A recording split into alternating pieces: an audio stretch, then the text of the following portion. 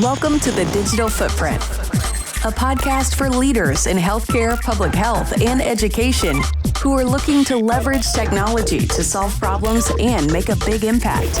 In each episode, we interview innovators and entrepreneurs who are solving the most challenging problems facing these industries. Join us as we dig into the colossal tasks involved in bringing a new digital product to life. Welcome to The Digital Footprint. Hello, and welcome to The Digital Footprint. I'm Richard Sims. This podcast is brought to you by Tyrannosaurus Tech, an award-winning technology partner dedicated to designing and developing high-impact software products. Very excited to have Dr. Nick Allen, co-founder and CEO of Ksana Health, joining me today. Nick, welcome to the show.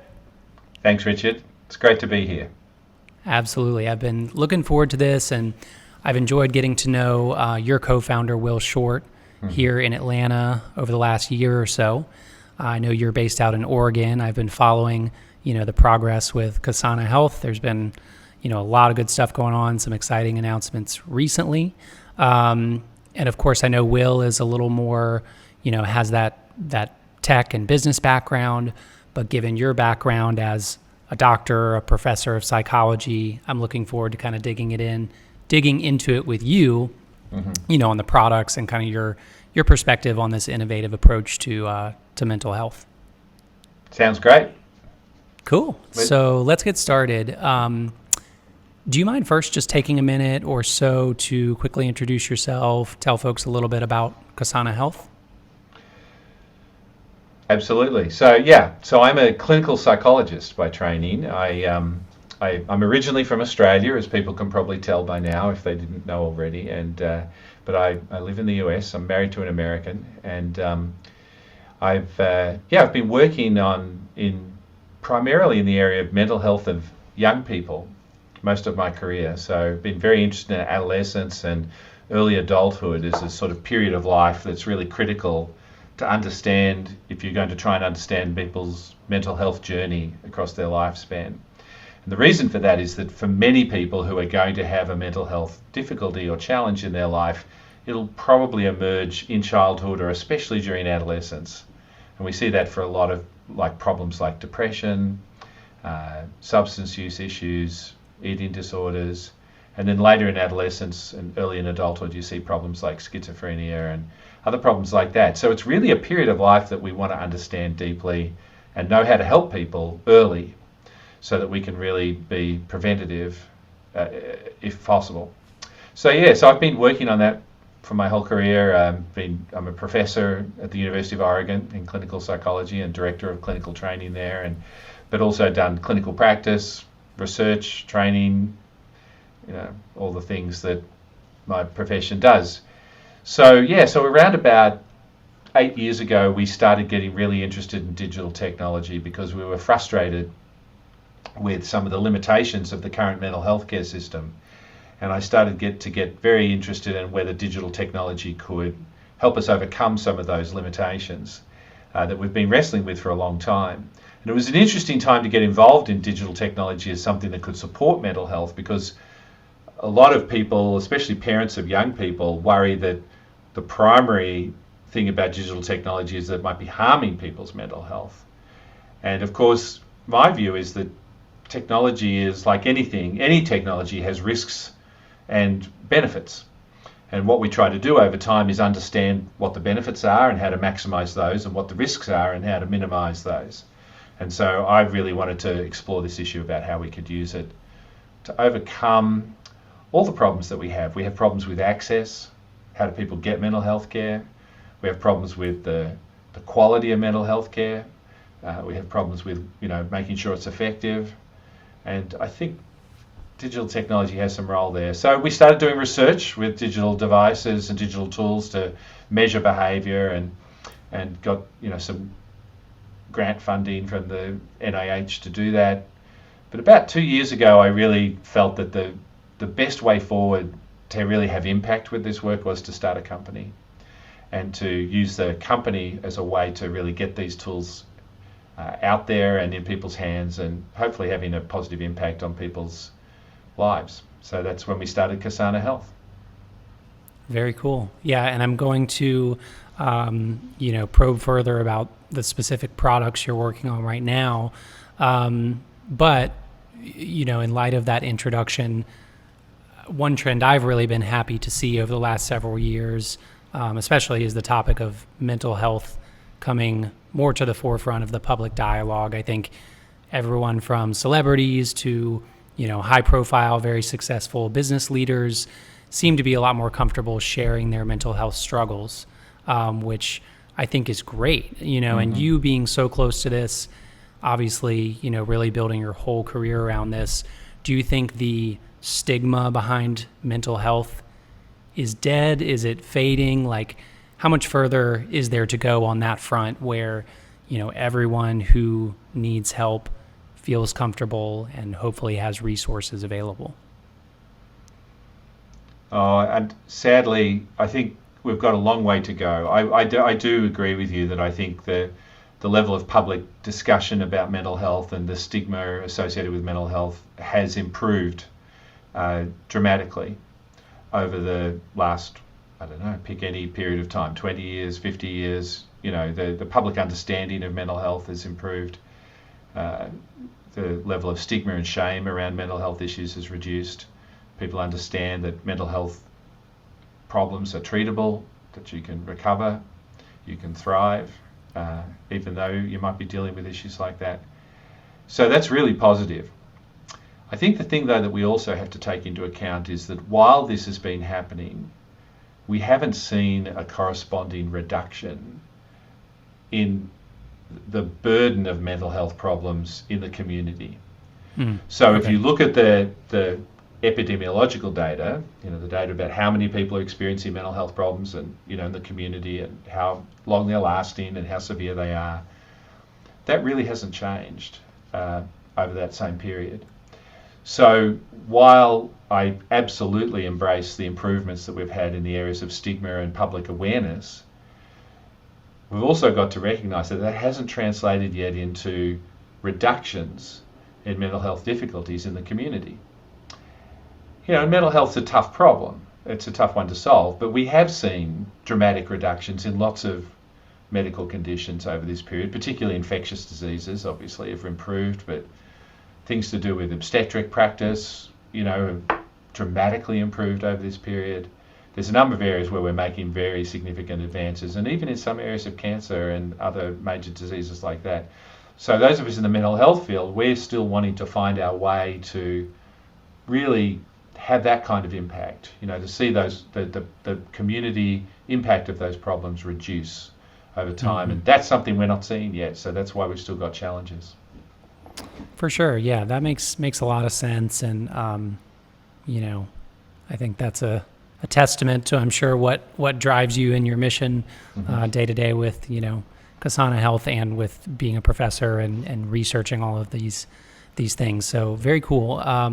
Going back to the products, my high level understanding is you all have two products, Ears and Vira, and they serve, they're somewhat similar, but they serve different purposes, different markets. Can you tell us a little bit more about them and, which came first? How did they evolve? Love to get some insight there. Sure. So both of those products are based on a core technology platform, and the core platform uses a method that we call mobile sensing. So it's basically using people's personal smartphone to collect data on their patterns of behavior, and use those data to actually understand what their daily life experience is like and how they're functioning. Now, there's some exciting things about that, and there are also some very serious caveats. So let me sort of talk about both of those. The exciting thing about it is that, there's all these sayings like, you measure what you treasure, or you can only manage what you can measure. And we've been really, really terrible at measuring behavior. And the reason for that is because the main way we measure behavior right now is we ask people questions about what they think about what they're doing. And that's important data. I'm not against that kind of data, but it never tells you the whole story. So the first thing about these kinds of data is that they're what we call objective. They give you a measure of behaviour that is not just the person's opinion about what they do. And we know that's important because there's lots of areas where if we have an objective measure and a subjective measure, we know that they don't always correlate very highly, and sometimes they don't correlate at all. So for example, sleep. If you ask someone how's your sleep, they'll give you an answer: I sleep badly, I sleep well. If you measure their sleep objectively, either with a wrist wearable like an Apple Watch or Fitbit, or with if you put them in a sleep lab and you stick electrodes on their head and you measure their brain waves, you often find that those things don't correlate very highly. You can also see in substance use, if you ask people about are they using substances, and then you have a urine screen that tells you objectively whether they're doing that. Once again, it's not the whole picture, and the same can be true for many other things. Condom use is another example where people have looked at objective measures of whether people are using condoms for safe sex, and they're asking them, and you often get a different answer. So the point is, in the mental health area, we've only had the subjective data. We almost entirely run the whole system on asking people, how are you doing? And that's an important question. I don't want people to stop asking that question, but we don't have the objective data. So having this method for collecting objective data is very important. And then the second thing is we can continuously collect it across time. So that means that we can sort of get this sense of what are the patterns and the changes that are occurring within a person. So you can compare the person to their own baseline, not to some other theoretical average that maybe they should be compared to. Right. So these are very exciting in our field. The idea that you could measure behaviour in this new way, and because you're using this smartphone, this supercomputer that everyone's got in their pocket and that they're using all day, and you're asking people to just use it as they would normally use it, it's also a very feasible and scalable method of measuring these things. Right. So that's the good side. The downside, and we may want to dig into this in some more detail, Richard, is that obviously there are very significant privacy and security issues collecting these kinds of data. And so what we're trying to do is work out a way of collecting those data that provides the best value for those data to the person themselves and to the people who are helping them with their healthcare, but also gives them the highest level of privacy and security, and so that we're not selling it for ads and doing the thing. I think people's experience of collecting digital data has been so profoundly influenced by their experience of social media and other big tech companies who are essentially trying to target them with ads, that they tend to assume any use of digital data is going to have the same goal. Right. And so I think we've got some work to do there to explain to people that it is actually their data, and someone who can give that data back to you in a useful way is actually empowering you, which is very different from someone who's collecting it from you in a sneaky way without telling you what they're doing, and then using it to manipulate you to buy something that maybe you didn't want. Right. Well, that's all super interesting, and I definitely, of course, understand what you're saying as far as the objective measurement. So I can just imagine scenarios where, if I'm meeting with a therapist, every other week or something, and, I come in and I say, well, I'm feeling great right now. And they look back and they see that actually I self-reported 3 days in a row the week before that I was feeling really down. They can see I didn't get exercise those days. They can see I didn't sleep well. And of course, I assume they can more readily identify patterns in the behavior that the individual might not recognize. Like, hey, it looks like when you go to bed at this time each night, and when you exercise, and when you spend at least a half an hour outdoors, you report much better mental health, right? So that makes total sense, and I think that's very cool. And actually, Richard, that's a good segue for me to try and answer the question you actually asked last time, rather than the one I went off on a tangent with. That's all right. So I can briefly relate the two products to those scenarios you just said. So our product called EARS stands for Effortless Assessment Research System, and basically that's a tool that researchers use who are interested in human behaviour. And so we've had that product in market for about 18 months now, maybe a bit longer, and we've had a lot of success with people wanting to use that because it is such an exciting new way to look at human behavior and to try to understand the problems that people are trying to address in their research with human behavior. So that's the EARS tool, sold mainly to university-based researchers and hospital-based researchers who are looking at health and human behavior. And then the second product, is called Vira, and that's our healthcare product, and that's much earlier in the development cycle. We're just doing some piloting now with that, but it's got exactly the goal you articulated, which is to use these data in healthcare to say to the person themselves, hey, here is some interesting feedback about your patterns of behavior, and particularly how do these correlate with your own mental health. Sleep is a great example. The research tells us very clearly that sleep influences people's mental health quite powerfully. But very often individual people don't notice that pattern in their own lives. So you're in a crappy mood one day and you're arguing with your partner or getting annoyed with your work colleagues or whatever it is. And sometimes it takes a while for the penny to drop that actually I had a really bad night's sleep last night and I'm tired. This is why I'm experiencing it. But very often people don't make that connection. And so this is a way of helping people to see these patterns because that's actionable information. And they can sort of say, okay, well, gee, this sleep thing really seems to be important for my well-being. Maybe I should pay some attention to it and value that a little bit more in my healthcare. Yeah, absolutely. Well, very exciting. That makes a lot of sense. So changing gears a little bit, one question I had for you, you all started the business in 2019. Yep. So COVID hit pretty early in your startup journey. Yes. I think kind of everyone understands that affected people's mental health tremendously globally. Mm-hmm. How did it affect things specifically with Ksana Health in your journey to kind of have that huge shift early in 2020? Well, it goes without saying that the COVID pandemic has been an enormously difficult and stressful experience for all around the world. And so, and obviously has resulted in enormous death as well as stress, illness. It's exacerbated inequality. So there's a lot of negative effects of that. And the reason I need to really emphasize that is to say that, however, as it turns out, some solutions were well suited to the times.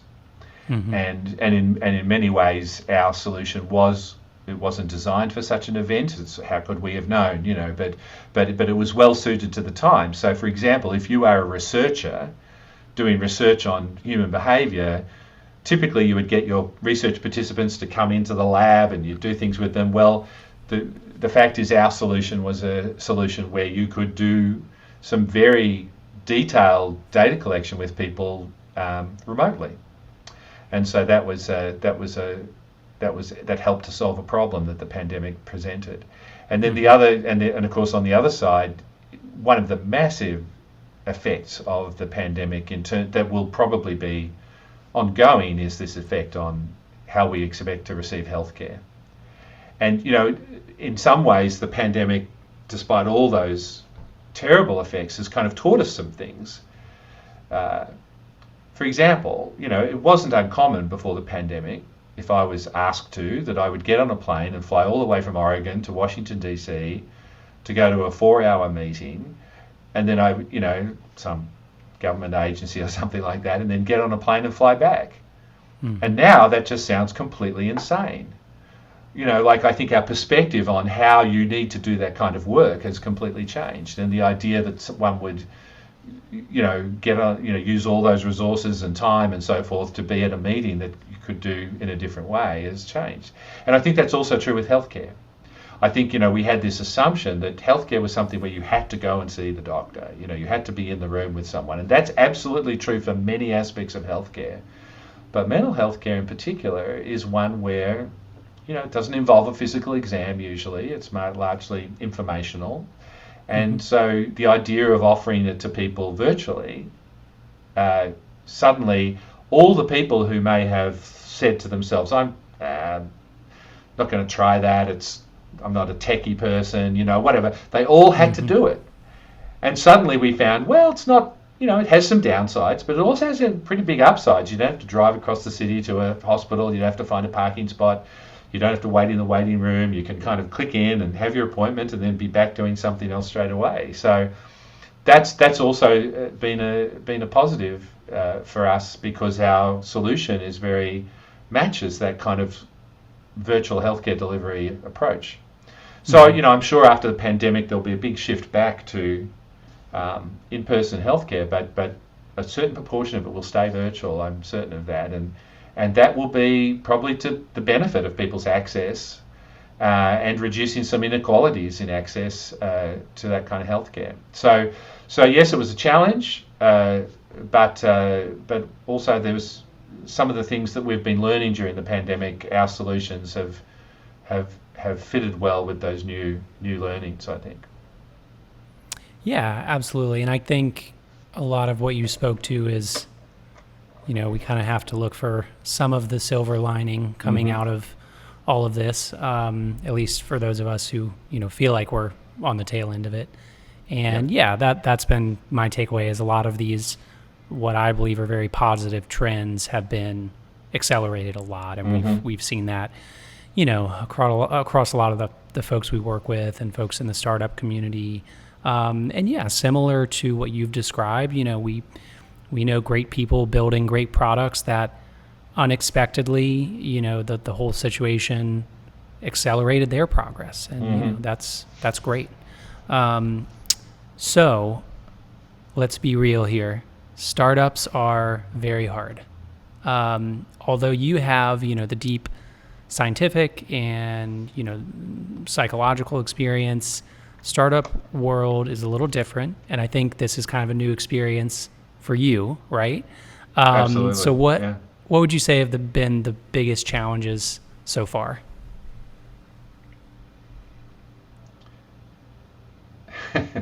It's been an interesting experience, because I, have previously held one of the most secure and predictable jobs that anyone can have, which is a tenured academic position, right? You're very hard to get rid of once you've got that job, but I always felt that should be a platform you use to leverage it to do things that maybe other people can't do, and so I was very happy being a college professor. I loved it. I still do. I love teaching. I love research. I love seeing patients. It's what I always wanted to do. So I was very happy. But the thing that was really frustrating me was that we would generate this knowledge. We do the research and we do all the right things. We do the studies, we get the funding, and then we publish it in good journals, and then it would be like, who wants it? How can we get? We couldn't give it away almost. Because it was like we didn't own the rails. We didn't own the method of implementation, and that's where I just started to feel like a startup was the right way, particularly because there's a strong technology angle to what we're doing. It was the right way to sort of not just generate the knowledge, but deliver it to people and get it to have impact. And so it's been an exciting journey, and I think that the part of it that's been great is that there's a lot of things about running a startup that are like running a research lab. You have to kind of be nimble, you have to learn quickly, you have to be agile, you have to get funding, you have to kind of convince people that you're worth investing in. All these sorts of things are very similar across those skill sets, but it has this kind of very existential feeling to it. Like this thing could die, at any point, and you desperately want it to not die, so there's that aspect of the startup is both thrilling and also terrifying at the same time. And it does take away that safety net that I kind of got used to, having this thing that even if I screw everything up royally, I'm still going to have a job, and that's not true when you have a startup. If you screw up royally, you're probably not going to have a company anymore, and you're not going to achieve that mission that you have in mind. And that's like I say, it's both invigorating, it's been exciting and fun, but it's also, it's a bit scary. And on balance, I'm totally glad I've done it. But yeah, so what have the challenges been? I think the challenges have been like, I don't know, they're the same ones everyone has, just hustling to keep the whole thing alive. You have to do a lot of hustling, and by that I mean like just meeting with people and bringing them in. We've just been through a round of fundraising, and that was something that was new to me as a specific process. But of course, I've had to raise funds for research before, so I kind of know that you have to be persistent, and that you'll get more no's than you get yeses. Like that part of it I was kind of used to, because you fail a lot in research, so you get used to that sort of fail but persist kind of thing. But it was hard. It was hard, but you just have to persist, and then you meet the right people, and that's really the key. You meet the right people who believe in what you're doing and who are part of your mind meld, and then it's very exciting. Yeah, that all makes sense, and I think I don't know that mix of excitement and fear ever goes away. So, even when you all are 300 employees, it might just be that much more scary and exciting. So you just gotta enjoy the ride. So one question. Well, I've read recently. It's a bit of a classic, the Ben Horowitz book called The Hard Thing About Hard Things. You may have seen it or read it. Right. There's a great quote in there, I think, from Mark Andreessen that says, like, the thing about a startup is that you only have two emotions, which are elation and despair, and lack of sleep enhances them both. So yeah. I thought that was a very apropos quote anyway. Well, at least you have the know-how to self-diagnose if the lack of sleep is a factor there. Yes. So one question I have for you, my assumption is, and I may be wrong here, but that you probably have a lot of tech experience in like the research space, right? But I'm assuming that you didn't have a lot of experience in, mobile development or building out kind of more of a platform like this. So what's been the hardest part there? And, do you kind of remove yourself from some of those, tech implementation details, and you are much more focused on, the expertise and the value that the product brings? Or have you had to kind of learn some on the technology front? How's that experience been for you? Yeah, so, I've been, despite the fact that I'm a psychologist and people think of that as a kind of a so-called soft science, I've actually been on the technical and computational side of that most of my career. So, I've done quite a bit of research in neuroimaging, which is quite a technical area. My PhD studies I did on physiological measurement of brain waves and other things like that. So, and that's a long time ago now. And so I had to really program my own analysis tools and literally soldered together my own lab equipment. So I'm a relatively geeky kind of psychologist. And so but the great thing is you've got to be a lifelong learner, and learning's exciting. That's what's nice about academic life. So, I've got some good general knowledge, but you're right in terms of mobile development. We started out, I started out with one mobile developer, and then we got a second one, and we started to employ data scientists, and I know enough about what each one of them do to perhaps not be totally incompetent as a manager, but clearly each one of these people has much greater depth of knowledge than I do on what they do, and we're building up that team. But I think the area that has been, I was really trying to be a product person before I even knew what that was. I didn't even know that was a thing. And then I discovered, so I thought it was all about, get the technology right, pull the data, have really good quality data, but the big challenge in technology, as I'm sure you know, is anyone going to use it? Yeah. And so this whole expertise of UX and product and things like that's been the part that I've had to probably learn most about. And so now, with our funding, we're increasingly able to bring in people who have that real expertise in that area, who are not fakers like me. And so it's been nice to to be able to bring professionals in either as consultants or as members of our staff who really know about that. But that's probably been where I've had the most learning to do. But the cool thing, once again, is there's a lot of psychology in it. Psychology is a great training ground, because it's all about human behaviour and how people think and behave. And if you're trying to work out how do you design a product that people will actually use, then it's essentially a psychological problem. Yeah, absolutely. And that makes total sense. User experience in general is fascinating. We do a lot of that type of work, and in a very healthy way, we do a lot of kind of educating folks on the importance there, because, naturally folks have a big idea, they want to jump right into building something, but we are big advocates for design first. Yes. No focus on making it pretty. How does this whole ecosystem work? Who are the stakeholders?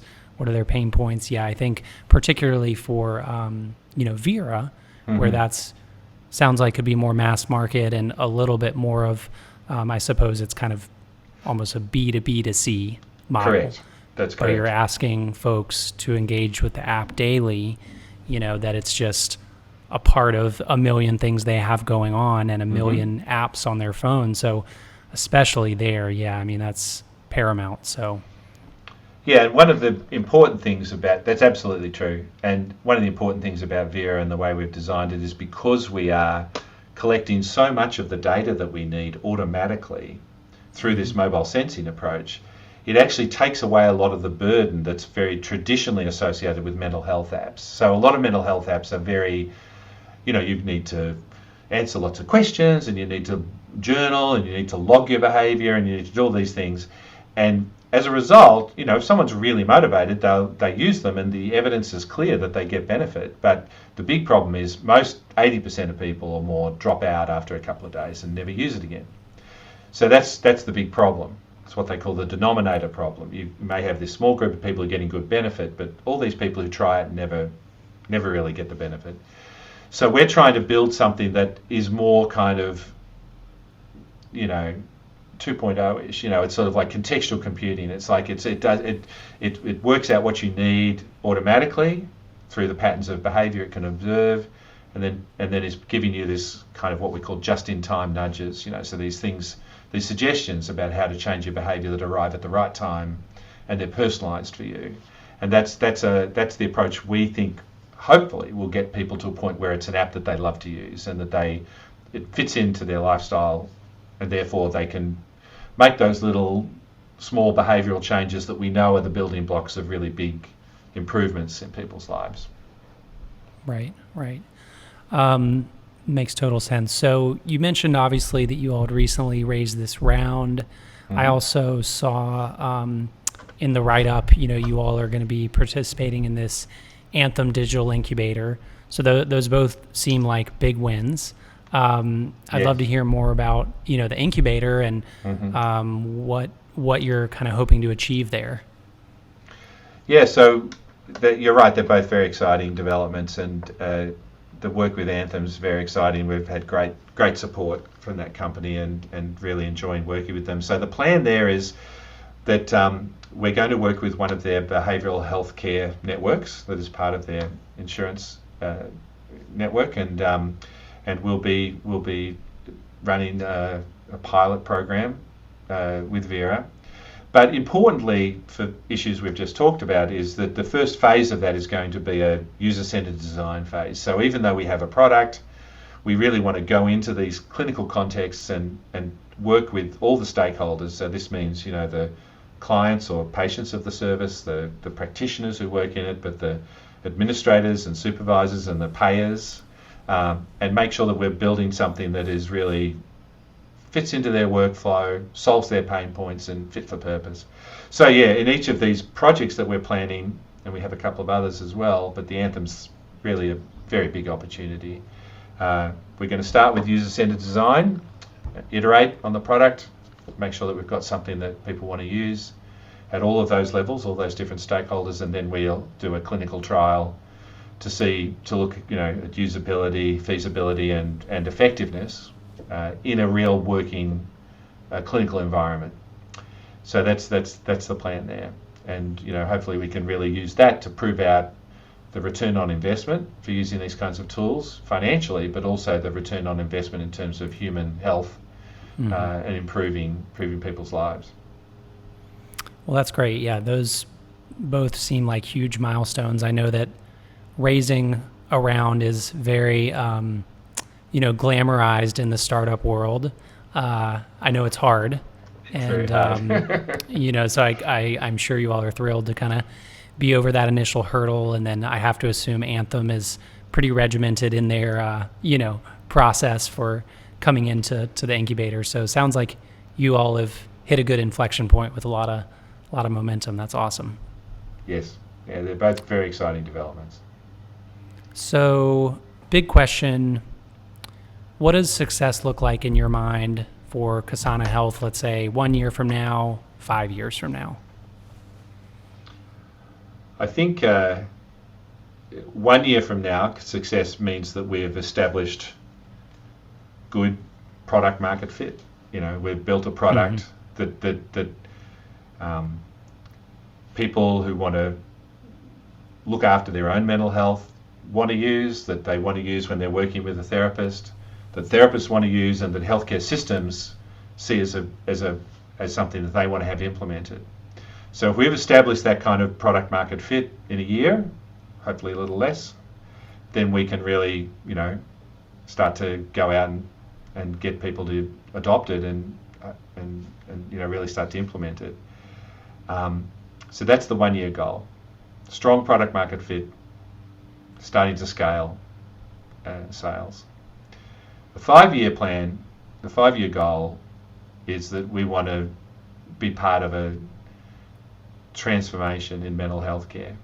So we want to be part of a whole new way of doing it that has evolved and matured, so that we've got a system where people have better access to mental health care, people get better quality, they get better outcomes, that it responds to them, as an individual person and their needs. At the moment, my main critique, and I say this as someone who's part of one of the professions, is that it's set up for our benefit.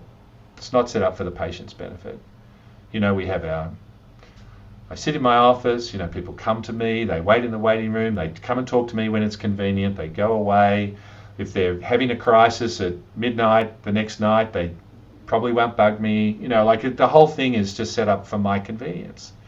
And that's not the way we want our healthcare working. It's not the way we want any product working. We want it to be something that comes to people where they are. And so that's why I think the big opportunity of this digital transformation is. It's a hackneyed term, but what it means is that we're using these digital tools and the data that we can understand from them to actually make something that responds to you as an individual and comes to you when you need it and makes your life better. And I think mental health care it's ripe for that kind of transformation. And Ksana is not going to be the only player in that, but I think we'd like to be part of that transformation, a player in that, and contributing to that, so that when people want to get mental health care, their first thought isn't like, how do I do that? Where do I start? What do I, who should I call? And their first experience of it isn't just calling a bunch of therapists who all, have long waiting lists and don't have any space. It's something that feels accessible and that you can move into and get the help you need, and you can move up and down the different levels of care. So that's the 5 year plan. And so, and obviously to do that, the company has to be successful. So hopefully we've, bringing in money and, growing and raising and all that kind of stuff. But for me, the ultimate goal is to see a healthcare system that's working better for the people who need it. Yeah, that's awesome, and it makes total sense. And I appreciate you kind of speaking to the bigger trend, because I certainly see that. And going back to what we were saying earlier, I think there's just a kind of revitalized sense of looking at all this stuff with more of an open mind. Does this checkup really need to be in person?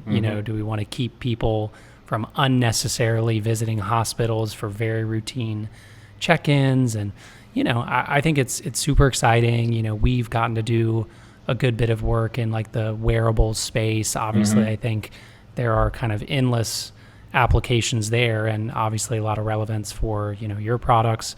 So it's exciting stuff. Obviously I think you all are on the right track, and I'm sure going to be very successful and be a big part of that conversation and the transformation.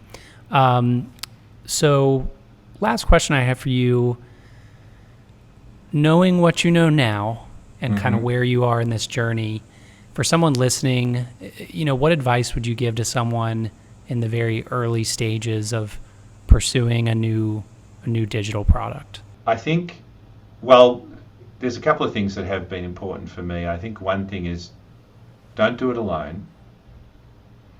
Like, get a team, get a partner or get some partners, and get a group of people who will hold each other accountable, because it's a hard journey. And if you have that sense of a team of people who have an aligned vision or mission, then I think it really helps you get through the hard times. So I think that's one thing I'd say. Don't do it alone. Find people, and you need a lot of different skills to build a product. And you need business skills, you need organizational skills, you need people who've got kind of like the vision of where the mission is going. You've got people with technical skills. You've got to have all of that. You can't and you've got to have product skills, as I said before. So they're important things. I think, and this is advice I'm sure everyone gives at this point, but you do have to be persistent. So, and that is, like I say, that's something where I think the academic background is helpful, because, occasionally in academia, people do this thing where they publish their CV of failures, and so what they do is they list out all the grants they didn't get and all the jobs they didn't get and all the papers that were rejected and so forth. And it's kind of, most of us couldn't do it. It's too too challenging. But it's but occasionally people are kind enough to do this, and it's a good reminder that actually, in a way, you mostly fail or at specific tasks, and it's really the persistence and that sense of vision that gets you through. And then after a while, people look at you and they go, "Hey, what a success you are!" And it's only because you've essentially only talking about the wins at this point. Right. You're forgetting about the losses. So they would be two things. Persistence, everybody knows that's super important. But yeah, get a team, and I think and the other thing is just be a learner.